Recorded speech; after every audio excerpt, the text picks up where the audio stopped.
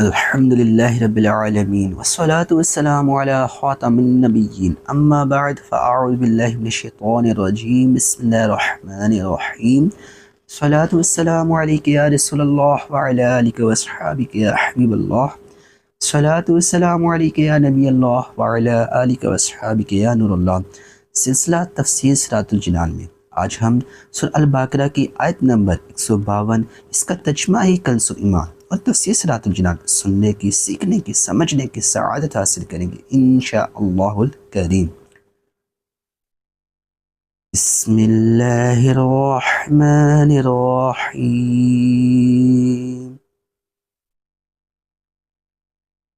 فاذکرونی اذکرکم واشکروا لی ولا تکفرون۔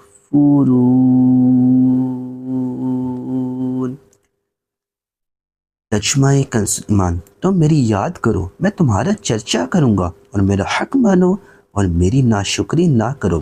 تفسیر صراط الجنان میں ہے فاذکرونی، تو تم میری یاد کرو۔ کائنات کی سب سے بڑی نعمت آخری نبی صلی اللہ علیہ وآلہ وسلم کا ذکر کرنے کے بعد اب ذکر الہی اور نعمت الہی پر شکر کرنے کا فرمایا جا رہا ہے۔ ذکر تین طرح کا ہوتا ہے، زبانی، قلبی، اعضائے بدن کے ساتھ۔ زبانی ذکر میں تسبیح و تقدیس، حمد و ثنا، توبہ و استغفار، خطبہ و دعا اور نیکی کی دعوت وغیرہ شامل ہے۔ قلبی ذکر میں اللہ پاک کی نعمتوں کو یاد کرنا، اس کی عظمت و کبریائی اور اس کی عظیم قدرت کے دلائل میں غور کرنا داخل ہے۔ نس علماء کا شرعی مسائل میں غور کرنا بھی اسی میں داخل ہے۔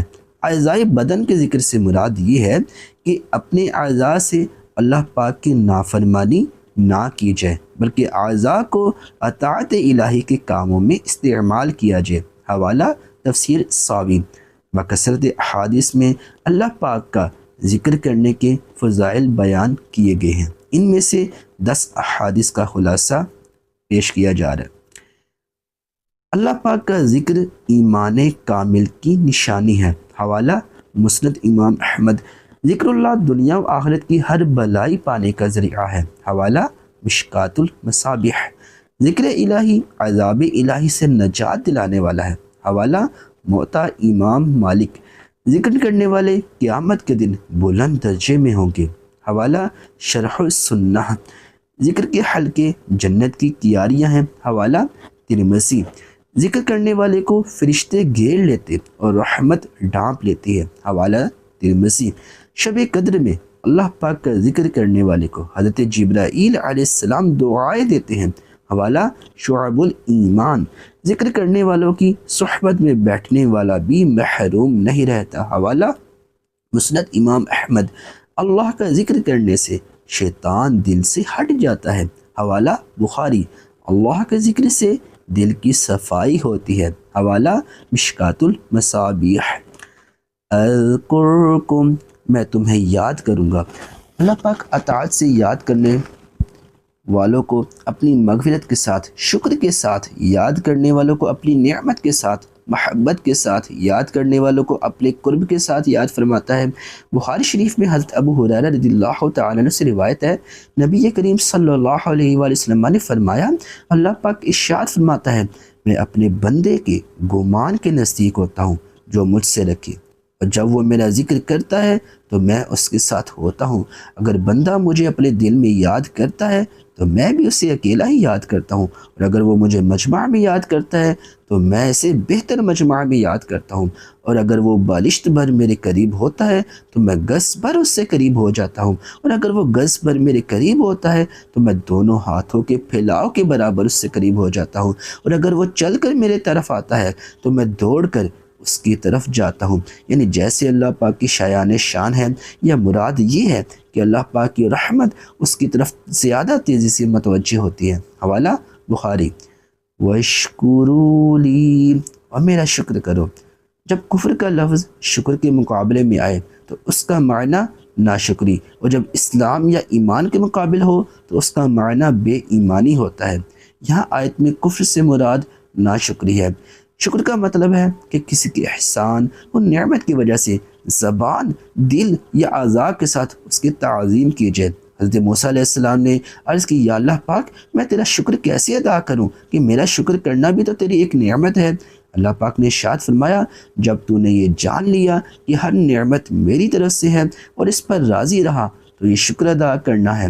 حوالہ احیاء علوم الدین۔ قرآن حدیث میں شکر کے کثیر فضائل بیان کیے گئے اور ناشکری کی مذمت کی گئی ہے۔ چنانچہ اللہ پاک ارشاد فرماتا ہے، لَإِن شَكَرْتُمْ لَأَزِيدَنَّكُمْ وَلَإِن كَفَرْتُمْ إِنَّ عَذَابِي لَشَدِيدٌ۔ سورہ ابراہیم آیت نمبر 7، ترجمہ کنز العرفان۔ اگر تم میرا شکر ادا کرو گے تو میں تمہیں اور زیادہ عطا کروں گا، اور اگر تم ناشکری کرو گے تو میرا عذاب سخت ہے۔ اور حضرت انس رضی اللہ تعالیٰ عنہ سے روایت ہے، آخری نبی صلی اللہ علیہ وآلہ وسلم نے ارشاد فرمایا، جب اللہ پاک اپنے بندے پر کوئی نعمت نازل فرماتا ہے، وہ کہتا ہے الحمدللہ، تو یہ کلمہ اللہ پاک کے نزدیک اسے نعمت دینے سے بہتر ہوتا ہے۔ حوالہ ابن ماجہ۔ حضرت ابو ہریرہ رضی اللہ تعالیٰ عنہ سے روایت ہے، آخری نبی صلی اللہ علیہ وآلہ وسلم نے ارشاد فرمایا، اللہ پاک جب کسی قوم سے بلائی کا ارادہ فرماتا ہے تو ان کی عمر دراز کرتا ہے اور انہیں شکر کا الہام فرماتا ہے۔ حوالہ فردوس الاخبار۔ حضرت کعب رضی اللہ تعالیٰ عنہ فرماتے ہیں، اللہ پاک دنیا میں کسی بندے پر انعام کرے، پھر وہ اس نعمت کا اللہ پاک کے لیے شکر ادا کرے اور اس نعمت کی وجہ سے اللہ پاک کے لیے تواضع کرے، تو اللہ پاک اسے دنیا میں اس نعمت سے نفع دیتا ہے اور اس کی وجہ سے اس کی آخرت میں درجات بلند فرماتا ہے۔ اور جس پر اللہ پاک نے دنیا میں انعام فرمایا اور اس نے شکر ادا نہ کیا اور نہ اللہ پاک کے لیے اس نے تواضع کی، تو اللہ پاک دنیا میں اس نعمت کا نفع اس سے روک لیتا ہے اور اس کے لیے جہنم کا ایک طبق کھول دیتا ہے۔ پھر اگر اللہ پاک چاہے گا تو اسے آخرت میں عذاب دے گا یا اس سے درگزر فرمائے گا۔ رسائل ابن ابی الدنیا۔ شکر سے متعلق مزید معلومات حاصل کرنے کے لیے سورہ ابراہیم کی آیت نمبر 7 کے تحت تفسیر صراط الجنان ملاحظہ فرمائے۔ صلو علی الحبیب صلی اللہ علیہ محمد صلی اللہ تعالی علیہ وآلہ وسلم۔